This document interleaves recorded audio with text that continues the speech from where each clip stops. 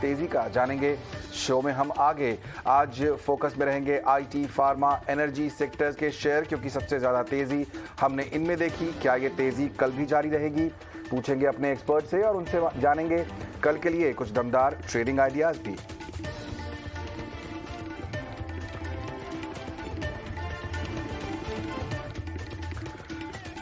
Weekly expiry के दिन बाजार में जोरदार शॉर्ट कवरिंग देखी गई। निफ्टी 122 अंक चढ़कर 16,478 पर बंद हुआ और सेंसेक्स 428 अंक चढ़कर 55,320 पर जाकर बंद हुआ।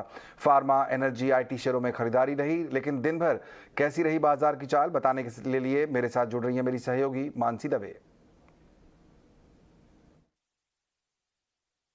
बिल्कुल, तो यहाँ पर देखिए फर्स्ट हाफ में बाजार में कमजोरी जब नजर आई तो यही अनुमान लगाकर चल रहे थे कि 3 ट्रेडिंग सेशन की जो कमजोरी है वही आज भी देखने को मिलेगी। लेकिन सेकंड हाफ तक क्या कह सकते, बाजार ने इस तरह अपने आप को संभाला कि क्या कहें। और सबसे ज्यादा कह सकते बाजार का हीरो आज जो साबित होता हुआ दिखा रिलायंस, क्योंकि लास्ट मोमेंट तक रिलायंस में जो अच्छे खासे मूव्स नजर आए और 2 से 3.5 के बीच जो रिलायंस ने जो अप मूव्स दिखाए, सिर्फ 1.5 घंटे में शानदार बढ़त के साथ स्टॉक में हमने ट्रेड देखा। अगर निफ्टी की बात करेंगे 16,500 के बिल्कुल करीब क्लोज होता हुआ दिखा। आज का हाई जो था 16,492, उसके ठीक नजदीक 16,478 के पास यहां पर क्लोजिंग नजर आई। तो क्लियरली अच्छे लेवल्स पे बाजार ने क्लोजिंग दिखाई। लिकर स्टॉक्स आज फोकस में रहे। रेडिको खैतान, यूएसएल, यूबीएल जैसे स्टॉक्स में अच्छे मोमेंटम के साथ कामकाज नजर आया, क्योंकि लिकर प्राइसेस में गिरावट के अनुमान पंजाब में पर्टिकुलरली खबरें आती हुई दिखी कि 30 से 40% की गिरावट नजर आ सकती है, जिसका एक इंपैक्ट था जो लिकर स्टॉक्स में दिखा। आज हम यही कह रहे थे दारू, दवा और डायग्नोस्टिक स्पेस है जो कि लगातार फोकस में है। लिकर की तो हमने बात की, लेकिन फार्मा स्पेस और डायग्नोस्टिक स्पेस में भी अच्छी तेजी के बीच कामकाज दिखा,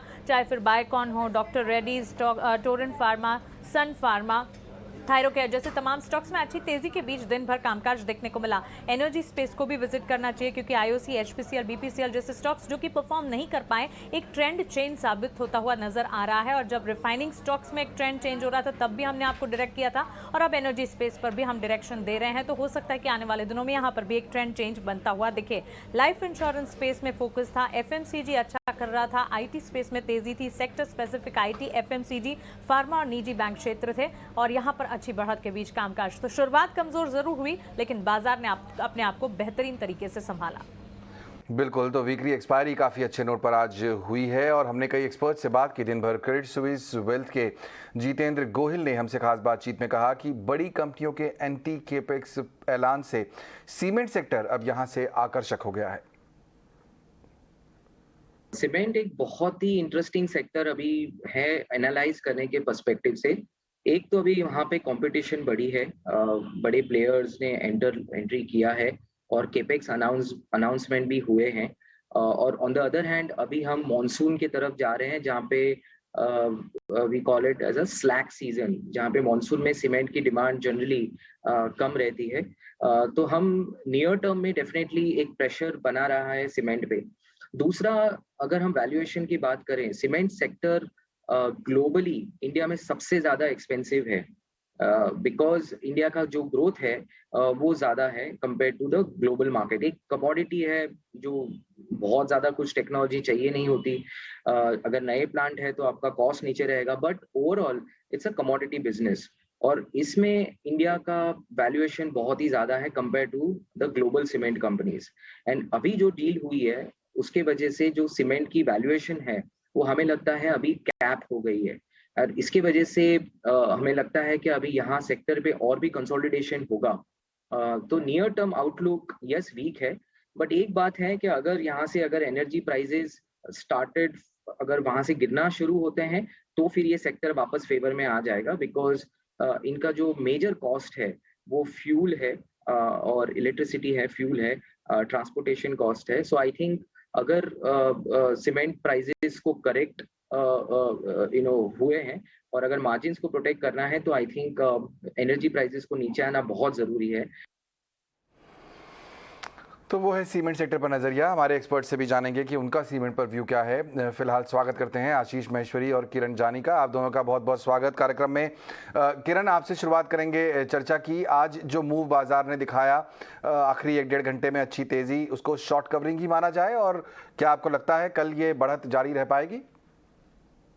good evening everyone. So overall जिस तरह का प्राइस एक्शन आज का हुआ है, तो मैं एक जनरल थीसिस बताना चाहूंगा कि जब जब हम देखते हैं कि मार्केट गैप अप होता है और फिर वहां से सेल ऑफ आता है, तो हम देखते हैं कि भाई ये जो डाउनफॉल है वो कंटिन्यू रहेगा। लेकिन आज कुछ हमने रिवर्स देखा है कि मार्केट एक गैप डाउन हुआ, वहां से रिकवरी आई और मार्केट डेज हाई पे बंद हुआ है। तो ये जो है वो क्लियर साइंस है कि भाई मार्केट में अभी डाउन साइज बहुत लिमिटेड है और जो भी कोई फॉल आता है वो बाय ऑन डिप्स की स्ट्रेटेजी रखनी चाहिए। तो ये होलिस्टिक व्यू है हमारा मीडियम टर्म के लिए कि भाई मार्केट में अभी जो मंदी है या तो जो बेरिशनेस है वो खत्म हो चुकी है, यहाँ से एक नया ट्रेंड हम देख सकते हैं डेफिनेटली। सो ये प्राइस एक्शन एनालिसिस है। अब आज का जो मूव है उसके हिसाब से अगर हम बात करें तो 16,300 350 एक इंपॉर्टेंट सपोर्ट था, जहां पे गैप था, उसके नीचे मार्केट ने ब्रीदर लिया 50-100 पॉइंट का और वहां से आज हमने एक सुपर रिकवरी देखी है।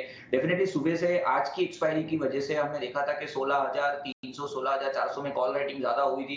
तो जैसे ही सेकंड हाफ में रिलायंस की वजह से मार्केट 16,350 400 के ऊपर आ गया, तो एक शॉर्ट्स कवरिंग के वजह से 16,500 के करीब करीब मार्केट निफ्टी बंद हुई है। बैंक निफ्टी की बात करें तो सुबह से ही 34,800 के कॉल राइटर्स जो थे वो एग्रेसिव थे। हमने हमारे जितने भी क्लाइंट्स थे उन सबको बोला था कि अगर मार्केट 34,800 के ऊपर सस्टेन होता है तो we can see a super short covering, जहां पे हम 35,100 35,200 तक के लेवल देख सकते हैं और आखिर में मार्केट वहीं कहीं बंद भी आया है। सो ओवरऑल डेली चार्ट दोनों देखे तो अपने जो इमीडिएट रेजिस्टेंस थे उसके ऊपर है। तो कल अगर मार्केट 16,400 होल्ड रखता है तो there are very good chances कि एक दो दिन में हम 16,700 16,800 तक के लेवल देख सकते हैं। तो कोई भी डिप आता है तो आज का जो लो है 16,280 के नीचे, उसको आप पोजिशनल स्टॉप लॉस के हिसाब से ले सकते हो, या तो 16,200 पोजिशनल स्टॉप लॉस के हिसाब से लो, बाय ऑन डिप्स कीजिए। यहाँ से हमें लग रहा है कि हम 17,000 तक के टारगेट्स निफ्टी में देख सकते हैं 3 से 4 ट्रेडिंग सेशंस में। उसके बाद आप बैंक निफ्टी के ऊपर देखिए तो कोई भी डिप आता है 34,800 35,000 के बीच में आप लॉन्ग कीजिए, 34,400 के आसपास आप स्टॉप लॉस मेंटेन कीजिए। और जिस तरह का सेटअप है there are very good chances कि हम ऊपर में 36,200 36,500 तक के लेवल आने वाले सेशंस में देख सकते हैं। सो क्लियरली हमारा व्यू बुलिश है दोनों इंडाइसेस के ऊपर। ओके, बुलिश इन व्यू है निफ्टी और बैंक निफ्टी पे, दोनों में बाय डिप्स की स्ट्रैटेजी है और लॉन्ग जाने की सलाह। आशीष, आप क्या इस समय गाइड कर रहे हैं अपने क्लाइंट्स को? आपको भी लग रहा है कि जो बुरा वक्त है वो हो गया ख़त्म, अब हम यहाँ से आगे शायद पॉजिटिव डायरेक्शन में ही चलते जाएंगे? नहीं, मेरा ऐसा मानना नहीं है। मेरा मानना है बाजार में जो वॉलेटिलिटी का दौर देखने को मिला और पर्टिकुलरली 4 दिन की गिरावट के बाद में एक थोड़ा सा पुल बैक हमेशा बाजारों में आता है ये 4-5 दिन के बाद, तो वो एक पुल बैक है क्योंकि अभी भी कोई एक्सटर्नल फैक्टर की जो रिस्क है वो कम नहीं हुए। हमने देखा यूरोपियन मार्केट्स में अच्छा खासा फॉल देखने को मिला है, यूरो बॉन्ड्स में काफी सारी सेलिंग है, क्रूड के प्राइसेस भी अभी कूल डाउन जैसे शॉर्ट टर्म में ऐसा लगता नहीं है। तो मुझे लगता है कि जो तेजी रहेगी थोड़ा स्टॉक स्पेसिफिक ही एक्शन देखने को मिलेगा। और आज एडवांस डिक्लाइन भी देखिए ऑलमोस्ट 1:1 था, जबकि मार्केट 400 पॉइंट ऊपर था। तो अभी भी और particularly small cap mid cap indices भी बहुत अंडर परफॉर्मर रहे। तो जब तक एक थोड़ा सा पॉजिटिव सेंटीमेंट सस्टेनेबल बेसिस पे ग्लोबल मार्केट से नहीं बनेगा, मेरा मानना है कि भारतीय बाजारों में भी वोलेटिलिटी बनी रहेगी। तो थोड़ा सा ट्रेडिंग पॉइंट ऑफ व्यू से स्टॉप लॉसेस बिल्कुल रखना चाहिए और मुनाफा वसूल करते रहना चाहिए, यही अभी बेटर स्ट्रेटेजी है। आपको जहां मौका मिले वहां मुनाफा वसूल कीजिए। ट्रेडिंग के हिसाब से ये बाजार कहा जा सकता है क्योंकि वॉलेटिलिटी बहुत ज़्यादा रहेगी, ये आशीष का मानना है जाहिर तौर पर। और स्टॉप लॉसेस लगातार हम 18 स्वदेश पर जब भी कोई कॉल देते हैं तो हम आपको बार बार ये याद दिलाते हैं कि स्टॉप लॉसेस का बहुत सीरियसली उसको फॉलो कीजिए, वो इंपॉर्टेंट है। आशीष, एक स्टॉक रिलायंस इंडस्ट्रीज़ बाजार को मूव करने वाला एक स्टॉक है, इसमें हमने ज़ोरदार एक शॉर्ट कवरिंग देखी, आज करीब करीब 3% ऊपर जाकर ये बंद हुआ है। अब धीरे धीरे 2800 की तरफ पहुंच गया है ये स्टॉक। क्रूड के मूवमेंट का तो इंपैक्ट पड़ ही रहा है, और कौन से फैक्टर्स आपको दिखाई देते हैं और क्या आपने इसके लिए कुछ हायर टारगेट्स रखे हैं? जी बिल्कुल, इनफैक्ट मुझे लगता है कि जो उनका 52 वीक हाई करीब 2850 का है वो शायद अगले सप्ताह में ही आप ब्रीच होता देखे। काफी बाइंग हो रही है ऑयल एंड गैस स्टॉक्स में, क्योंकि जैसा जीआरएम्स का सिचुएशन बना हुआ है कि $25 पर बैरल तक जीआरएम्स पहुंच गए। तो मेरा मानना है उनका जो 17,000 करोड़ का मुनाफा था लास्ट क्वार्टर में, कम से कम 22-23 हजार करोड़ का मुनाफा रिलायंस इंडस्ट्रीज की तरफ से आप इस क्वार्टर में आते देखेंगे यदि जीआरएम जो अभी चल रहे हैं वो सस्टेनेबल GRMs हैं, क्योंकि क्रूड की अवेलेबिलिटी इतनी ज़्यादा नहीं है रिफाइनरीज के ऊपर, तो रिफाइनरीज अपना जो मार्जिन है उन्होंने काफ़ी बढ़ा दिया है। तो मुझे लगता है कि क्योंकि सबसे नंबर 1 वर्ल्ड का पेट्रोकेमिकल कॉम्प्लेक्स है रिलायंस के पास में, तो जब हमने दूसरे स्टॉक्स में इतना मोमेंटम आता देखा तो रिलायंस में अभी भी वो तेजी देखने को नहीं मिली है और धीरे-धीरे स्टॉक मूव कर रहा है। तो ये स्टॉक को बिल्कुल अभी भी बाई की सलाह है और मेरा मानना रहेगा हो सकता है अगले 2 महीने के अंदर भी आपको ये 3000 के ऊपर जाता दिखाई दे। तो रिलायंस इंडस्ट्रीज को किसी भी गिरावट में, जैसे आज भी 2710 तक स्टॉक मिल रहा था, तो ऐसी मार्केट में जब भी कोई बिकवाली आती है तो अब हमेशा से स्टॉक को एक्यूमुलेट करने की सलाह रहेगी। करेक्ट, तो मौका मिले यहाँ पर तो गिरावट पर आप रिलायंस इंडस्ट्रीज ले सकते हैं। यहाँ पर भी चूंकि स्टॉक आज चल गया है इसलिए कुछ गिरावट का इंतजार कर सकते हैं, लेकिन 3000 तक के टारगेट नजरिया थोड़ा लंबा रखेंगे तो बेहतर होगा। एक और स्पेस जो काफी बजिंग था आज वो था फार्मा। किरण, आपसे जानना चाहूंगा मैं, डॉक्टर रेड्डीज आज यहाँ पर हम देख रहे हैं टॉप गेनर है निफ्टी का 3% ऊपर। कैसे रीड किया आपने इसके मूवमेंट को? सो ओवरऑल निफ्टी फार्मा का अगर हम चार्ट देखें तो क्लियरली वहाँ पे एक बुलिश डाइवर्जेंस दिख रहा है और लास्ट 2 दिन से, अगर आज का दिन हम नहीं गिने तो लास्ट 2 दिन से क्लियरली वहाँ पे बुलिश एंगल जो हैमर कैंडलस्टिक्स पैटर्न है वो बन रही है। सो फार्मा में there are very good chances कि एक ओवरसोल्ड रैली हम देख सकते हैं। काफी दिन से फार्मा में पिटाई हो रही थी। आज डॉक्टर रेड्डी का जिस तरह से मूवमेंट है, एक अगर आप डेली चार्ट देखोगे तो वहाँ पे असेंडिंग ट्रायंगल और लोअर टाइम फ्रेम पे आप देखोगे तो cup and handle pattern breakout हमें देखने को मिला है। सो जब तक स्टॉक 4250 4240 के ऊपर है तब तक आप बाय ऑन डिप्स की स्ट्रेटेजी रख सकते हो। एक पोजिशनल स्टॉप लॉस आप 4200 के नीचे रखिए और जिस तरह से पोजिशनिंग है there are very good chances कि हम 4450 तक के लेवल्स देखें और जैसे ही 4450 क्रॉस होता है जहाँ पे उसका 200 डेज मूविंग एवरेज भी है, सो उसके बाद एक अच्छी सी बड़ी रैली हम देख सकते हैं जहाँ पे आप ऊपर में 5000 तक के भी टारगेट देख सकते हो। ओके, तो यहाँ पर भी मतलब नज़रिया अभी बुलिश ही बन रहा है। करीब 3% ऊपर ये स्टॉक था। अच्छी खासी तेज़ी यहाँ पर भी देखने को मिल रही है। आज बाजार में हमने देखा कई सारे और स्पेस था। एक सवाल मेरे मन में आता है आशीष, आपसे पूछने के लिए कि रुपया हम देख रहे हैं कि लगातार कमज़ोर होता जा रहा है। जाहिर तौर पर उससे कुछ कंपनियों को फ़ायदा होता ही है। आईटी स्पेस आपके सामने आज स्टॉक काफ़ी अच्छा परफॉर्मेंस कर रहे थे। अगर आप रुपये को एनालाइज करना चाहें तो आपके हिसाब से क्या लेवल्स आप देखते हैं और उसका इम्पैक्ट किस तरह से बाजार में ट्रांसलेट होगा? जी, मुझे लगता है कि एक शॉर्ट टर्म में 78 72 एक रेंज रह सकती है रुपए का ऊपर साइड में, और चूंकि सप्लाई भी काफी है तो ऐसा नहीं है कि रुपए में कोई बहुत बड़ी गिरावट आगे आ जाएगी और हम रुपया 80 के लेवल पे जल्दी ब्रीच होता देखेंगे। अब थोड़ा सा समय से आईपीओस भी, बड़े आईपीओस भी नहीं आ रहे और जो एफआईज की सेलिंग चल रही है उसके कारण से भी थोड़ा प्रेशर रुपए पे बना हुआ है। बट मेरा मानना ये रहेगा कि 78 एक ऑप्टिमम लेवल है जहां तक रुपया नीचे ड्रिफ्ट कर सकता है, क्योंकि एक रीजन ये भी है कि जो दूसरी करेंसीज हैं वो स्ट्रांग हो रही हैं। जैसे हमने देखा यूएसडी स्ट्रांग हो रहा है और यदि यूरोप में इंटरेस्ट रेट बढ़ते हैं, जो बात कर रहे हैं सितंबर तक बढ़ाने का, तो यूरो जो इतना वीक हो रहा था उसमें भी स्ट्रेंथ देखने को मिलेगी। तो उसके करस्पॉन्डिंगली आपको रुपए में थोड़ी सी वीकनेस शॉर्ट टर्म में देखने को मिलेगी और इसका बिल्कुल एक बड़ा बेनिफिशियरी जो सेक्टर रहेगा वो आईटी और फार्मास्यूटिकल सेक्टर रहने वाला है। तो दोनों सेक्टर्स पे बिल्कुल करेंसी पॉइंट ऑफ व्यू से भी नजर रखी जानी चाहिए। ओके किरण, इन दोनों ही स्पेस में अगर मैं आपसे पूछूं आईटी और फार्मा, इसमें अगर किसी को कुछ स्टॉक पिक करने हो, इस तेजी का हिस्सा बनना हो, तो कौन से होंगे आपके टॉपिक्स? सो मेरे हिसाब से डाइवर्सिफाई रहना चाहिए। आईटी और फार्मा दोनों के अंदर मेरे हिसाब से हमें इन्वेस्टमेंट करना चाहिए। So Infosys would be the preferred choice in IT के। अगर कोई भी गिरावट आती है तो करंट मार्केट भाव से भी आप लॉन्ग होके जा सकते हैं। और दूसरा अगर हम बात करें तो डॉक्टर रेड्डी जो रिसेंटली अब जस्ट हमने डिस्कस किया है, दोनों स्टॉक्स के अंदर हम देखें तो एक अच्छा बॉटम फिशिंग पैटर्न बना है लोअर टाइम फ्रेम चार्ट के ऊपर और risk reward point of view से दोनों स्टॉक अच्छे हैं। सो करंट मार्केट भाव से डॉक्टर रेड्डी एंड इन्फोसिस दोनों में हम लॉन्ग करके जा सकते हैं। ओके, यहाँ पर इन्फोसिस, डॉक्टर रेड्डीज, एक आईटी से स्टॉक और एक फार्मा स्पेस से। हमने देखा कि दोनों में ही आज अच्छा मूवमेंट था। जाहिर तौर पर रुपया जिस तरह से कमज़ोर हो रहा है, एक्सपोर्ट ओरिएंटेड कंपनीज को फ़ायदा मिलता है जिसकी वजह से हम ये मूवमेंट देख रहे थे। आज इनफैक्ट कमोडिटीज़ पे हम अभी क्रूड पे बात कर भी रहे थे, एक अपडेट भी आपको दे देते हैं। काफ़ी ज़्यादा एक्शन देखने को मिल रहा है कच्चे तेल में। हमने देखा 124 तक के लेवल पहुंच गए हैं ब्रेंट के। क्या क्या उसके कारण हैं, पूरा एनालिसिस लेकर मेरे सहयोगी विश्वमोहन जुड़ रहे हैं मेरे साथ। विश्वमोहन, बताइए क्या वजह है इस तेज़ी की और क्या लेवल्स देख रहा है बाजार अब?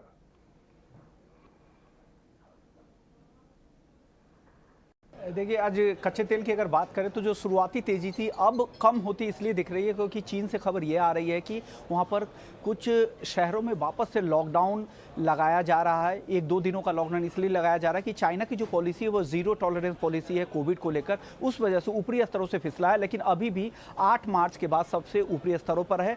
$124 के ऊपर भी इंट्राडे में भाव चला गया था और 25% की तेज़ी महीने भर में कच्चे तेल की कीमतों में आ चुकी है। जिस तरह से लगातार डिमांड, समर सीजन की डिमांड यूएस और यूरोप से बढ़ गए हैं, सप्लाई को लेकर चिंता है। दूसरी तरफ ईरान से खबर ये आ रही कि उनके न्यूक्लियर फैसिलिटीज़ पे जो कैमरे लगे हुए थे वो उन कैमरे को हटा दिया गया, तो परमाणु करार को लेकर जो बातचीत हो रही है वो अटक सकता है। इसके बाद गोल्डमैन सैक्स ने भी अब क्रूड को लेकर नया टारगेट दे दिया है। $125 का जो उनका पुराना टारगेट था ब्रेंट का, दूसरी छमाही के लिए उसे बढ़ाकर $135 कर दिया। तो तमाम ऐसे फैक्टर्स हैं जो क्रूड कीमतों को सपोर्ट कर रहे हैं। लेकिन देखते हैं अब चाइना से किस तरह के डेटा निकल के आ रहे हैं और किस तरह से कोविड पे उनकी पाबंदी रहती है, उसका असर आने वाले समय में क्रूड पर दिखेगा, जो मार्केट को यहाँ से ड्राइव करेगा। जी बिल्कुल, तो ये सारे फैक्टर्स हैं जो क्रूड को ड्राइव कर रहे हैं। और एक स्टॉक जो लगातार पिछले कई दिनों से चल रहा है वो है एमआरपीएल का। तो हमने सोचा कि हमें एमआरपीएल के मैनेजमेंट को ही बुला लेना चाहिए चैनल पर और उनसे पूछना चाहिए। हमने उनको इनवाइट किया। एमआरपीएल के एमडी एम वेंकटेश जी ने हमसे खास बातचीत में कहा कि जीआरएम्स की कीमतों को लेकर फिलहाल उन्हें मुश्किल दिखाई दे रही है। उनके मुताबिक रूस से डिस्काउंट पर कच्चे तेल का इम्पोर्ट जो है वो बढ़ रहा है। Keeping in view the geopolitical situation and product supply and crude oil demand and supply scenario, वैसे भी पिछले साल हमने देखा था कि एमआरपीएल ने $8.2 पर बैरल जीआरएम ने जनरेट किया था। जाते हुए आगे जाते हुए इस साल में उससे थोड़ा बेहतर रहेगा, तो कितना रहेगा बोलना मुश्किल है। अभी तो Singapore GRM all time high में चल रहा है, प्रोडक्ट क्रैक्स बहुत है, तो आगे जाके तो बोलना मुश्किल है। फिर भी जितना मिल रहा है उतना कैप्चर करने का हमारा कोशिश है। ओके, तो ये एमआरपीएल का मैनेजमेंट आपने सुना। आशीष, एमआरपीएल एक ऐसा स्टॉक बन गया है जिसने कई गुना मुनाफा कमाकर दे दिया है लोगों को। हमारे सामने जो डेटा है उसमें हमने देखा कि अप्रैल महीने में ये करीब 77% चला था, मई में 10% और जून में अब तक करीब 45% ये स्टॉक चल चुका है। अपने 52 वीक हाई पर आप के आसपास खड़ा है 120 पर। आपका क्या व्यू बन रहा है? आपको लगता है यहाँ से और नए हाईज बनाएगा या अब रिवर्स होगी इसकी मूवमेंट? नहीं, रिवर्स होने का तो कुछ आसार नजर नहीं आते, क्योंकि अब जैसे उन्होंने लास्ट क्वार्टर में ही मुनाफा 3000 करोड़ से ज्यादा का प्रॉफिट आया था उनका, जब $15-16 के जीआरएम थे। अब जीआरएम $20 से $25 तक पहुंच गए हैं और उनकी कैपेसिटी करीब 3 लाख बैरल प्रोसेस करने की पर डे है। तो आप समझिए रिकॉर्ड प्रॉफिट उनका अगले जून क्वार्टर में भी आने वाला है। तो मैं बिल्कुल इनफैक्ट किसी भी गिरावट में एमआरपीएल को ऐड करने की सलाह दूंगा, क्योंकि जीआरएम्स एक बात हमें समझना चाहिए कि बहुत जल्दीबाजी में बहुत जीआरएम्स कम हो जाएंगे, ऐसा बिल्कुल मान के नहीं चलना चाहिए। और क्रूड भी कोई बहुत जल्दी $100 के नीचे आ जाएगा, ऐसा भी नहीं होने वाला है। तो companies like MRPL, Chennai petroleum, इन दोनों कंपनीज को बिल्कुल यहाँ पे बेनिफिट रहने वाला है। और एमआरपीएल में यदि शेयर होल्डिंग भी देखे जाए तो 88% शेयर होल्डिंग ओएनजीसी और प्रमोटर्स के पास में, बाकी से 12% का ही फ्लोटिंग स्टॉक है। तो इसलिए एमआरपीएल में मेरी तो इनफैक्ट किसी भी गिरावट में बाय की सलाह रहेगी। तो एमआरपीएल पर फोकस कर सकते हैं, किसी भी गिरावट में आप खरीदारी कर सकते हैं। नए रिकॉर्ड्स की तरफ ये स्टॉक बढ़ता हुआ दिख रहा है। किरण, आपसे भी जानना चाहूंगा, ये दोनों ही स्टॉक जिनकी बात हमने की, शॉर्ट टर्म के लिहाज से अगर मुझे ट्रेडिंग की अपॉर्चुनिटी ढूंढनी हो, एमआरपीएल, चेन्नई पेट्रो, आपको लगता है कोई मौका है? सो एमआरपीएल की पहले मैं बात कर लूँ तो एमआरपीएल में जिस तरह का पैटर्न फॉर्मेशन हुआ है, तो जिस तरह का राइज हमने देखा है, स्टॉक ऑलरेडी ओवरबॉट टेरिटरी के अंदर चल रहा है, मोमेंटम इंडिकेटर। सो मेरे हिसाब से थोड़ा वेट एंड वॉच करना चाहिए। हमने आगे भी देखा था कि 93 का हाई बना के फिर एक फॉल आया था 75 तक का। तो सिमिलर फ्रंट अगर ऊपर में ये जो रिसेंट हाई उसने बनाया 125, 128, वो जब तक क्रॉस नहीं करते तब तक थोड़ा वेट एंड वॉच कीजिए। पॉसिबल है कि एक बार ये हमको 100, 105 के आसपास मिले एमआरपीएल, तो वहां पे हमें एक बार लॉन्ग करना चाहिए। दूसरा चेन्नई पेट्रो है, तो चेन्नई पेट्रो में भी सिमिलर मेरा पॉइंट है कि हमें थोड़ा वेट करना चाहिए। करंट मार्केट भाव से नहीं, अगर नीचे कोई भी गिरावट आती है, से फॉर एग्जांपल नीचे में 340, 350 तक की गिरावट आती है, तो वहां पे एक बार लॉन्ग करना चाहिए 320 के स्टॉप लॉस से। बिल्कुल सही। तो ये स्ट्रैटेजी हो सकती है ट्रेडर्स के लिए कि चूंकि इन स्टॉक्स में हमने काफ़ी मूवमेंट देख लिया है, कुछ गिरावट अगर आपको मिलती है बाजार में तब अपॉर्चुनिटी देखिए, और जैसा आशीष कह रहे हैं फिलहाल ये जो तेजी है ये कम होती दिखाई देने रही है, तो थोड़ा नजरिया लंबा रखिए, गिरावट में इन स्टॉक्स को लीजिए, आपके रिस्क रिवॉर्ड जो है वो जो फेवरेबल होता रिटर्न जो है वो फेवरेबल होता हुआ दिखाई देगा। चलिए ये भी जान लेते हैं हमारे मेहमानों से कि कल जो ट्रेडिंग सेशन होगा उसमें कौन से स्टॉक्स को अटेम्प्ट कर सकते हैं। वक्त है वीआईपी शेयर्स का।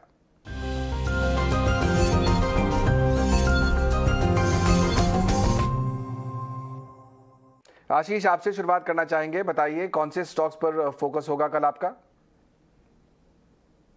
जी, दो स्टॉक का हमने आइडेंटिफाई किए हैं। सबसे पहला स्टॉक रहेगा मिड कैप क्षेत्र, मिड कैप में अगेन प्लास्टिक क्षेत्र की कंपनी टाइम टेक्नोप्लास्ट लिमिटेड। आज अच्छा खासा हमने इसमें इजाफा स्टॉक का प्राइस में आता दिखा। स्टॉक ने अपने 52 हफ्तों का उच्चतम स्तर भी छुआ है, और मेरा मानना है जो उसमें मैक्रो लेवल पे डेवलपमेंट है कि वो अपना स्टेक बेचकर इस कंपनी को डेट फ्री बनाना चाहते हैं, वो राउंड द कॉर्नर है। तो इस स्टॉक की बिल्कुल री रेटिंग तय है। तो इस स्टॉक को आप एक दिन के पर्सपेक्टिव से और अगले 3 महीने के पर्सपेक्टिव से भी बिल्कुल ले सकते हैं। दूसरा स्टॉक मेरे तरफ से रहेगा केपीआई एनर्जी। ये भी एक स्टॉक है जिसने अपने 52 हफ्तों का उच्चतम स्तर छुआ है, और सोलर क्षेत्र में ग्रीन एनर्जी कंपनी है जो करीब 100 मेगावाट इसके पास में एग्जिस्टिंग कैपेसिटी है, और करीब 1000 मेगावाट तक अगले 3 साल में इसकी कैपेसिटी पहुंच जाने वाली है। तो जो स्टोरी अडानी ग्रीन एनर्जी में हुई उसका एक छोटा रूप आपको केपीआई ग्रीन एनर्जी में भी देखने को आगे जाके शायद मिल सकता है। तो इस स्टॉक में भी बाय की सकते हैं। टाइम टेक्नोप्लास्ट और केपीआई एनर्जी, ये दोनों में बाय करने की सलाह, नजरिया थोड़ा लंबा रखेंगे तो बेहतर है। किरण, समय की थोड़ी कमी, जल्दी से आप भी बता दीजिए अपने कौन से स्टॉक होंगे आपके। सो हमारे 2 स्टॉक है, मोस्टली दोनों सीमेंट स्टॉक से ही, एक लार्ज कैप है एक मिड कैप है। और पहला स्टॉक है अल्ट्राटेक। अल्ट्राटेक में अगर हम देखेंगे तो risk reward point of view और जिस तरह से लोअर टाइम फ्रेम में जो बुलिश डाइवर्जेंस हम देख रहे हैं उसके बेसिस के ऊपर कॉन्ट्रा कॉल दे रहे हैं, क्योंकि ओवरऑल स्ट्रक्चर थोड़ा डाउन है, बट नीचे से हमें लग रहा है कि यहाँ से रिकवरी आएगी। सो 5481 5500 के आसपास स्टॉक का अभी क्लोजिंग है, यहाँ से हम लॉन्ग करके चल सकते हैं। ओवरऑल हमारा जो टारगेट है इसके अंदर वो 5700 तक का है, और स्टॉप लॉस के हिसाब से हमें 5420 मेंटेन करना है। नेक्स्ट स्टॉक जो है वो मिड कैप में से रेन इंडस्ट्री, एक फॉलिंग ट्रेंड लाइन ब्रेकआउट है, साथ ही साथ डबल बॉटम ब्रेकआउट ही है, और जिस तरह से स्ट्रेंथ है स्टॉक्स में, जरा वेरी गुड चांसेस कि हम एक अच्छी रिकवरी इसमें देख सके। सो 173 174 के आसपास स्टॉक का क्लोजिंग है। ओवरऑल हम 185 तक के टारगेट देख रहे हैं, और 169 का हमारा स्टॉप लॉस रहेगा। ओके, तो 2 बेहतरीन स्टॉक्स यहाँ पर किरण की तरफ से भी, अल्ट्राटेक और रेन इंडस्ट्रीज, इन दोनों को भी आप लॉन्ग करके मुनाफा कमा सकते हैं। बहुत बहुत शुक्रिया किरण और आशीष, समय निकालकर आज शो में शामिल होने के लिए। कल की तैयारी की पूरी टीम को भी दीजिए इजाजत। हम छोटा सा ब्रेक लेंगे यहाँ, लेकिन आप कहीं मत जाइए। ब्रेक के बाद भी खबरों का सिलसिला लगातार जारी है ईटी नाउ स्वदेश पर।